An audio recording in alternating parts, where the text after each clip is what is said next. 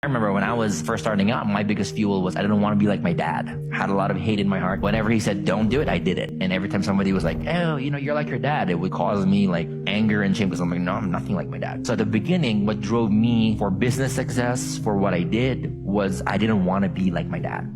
That was the fuel. Looking back, it served its purpose because it got me going. But when I became a father, all of a sudden it brought in more love in my heart, more empathy, and I started a forgiveness cycle, and I released it to where I'm like, dang, what am I going to use this fuel and motivation? I love my dad now. What am I going to do? I went through a period of a slump of like, I don't know what to use as a fuel. And you will go through a different fuel shift as you go from Geo1, Geo2, Geo3. It's like your fuel changes to where you're like, anger can't motivate you and fuel you anymore. Grief can't anymore. Anxiety can't. Like, blame and shame can't. It's got to change. Next thing you know, you experience what it's like to make a difference in someone's life, or to stand in your power, or to just be happy and you want it for everybody else. And then your motivation changes from like, all right, I guess I can do it for somebody else, or I can pay it forward. So the motivation changes, and you have to look for that motivation that will keep you going beyond your old motivation of fear and anger and whatever was your old fuel. What fueled you before isn't what's going to fuel you now. And you got to look for a different type of fuel.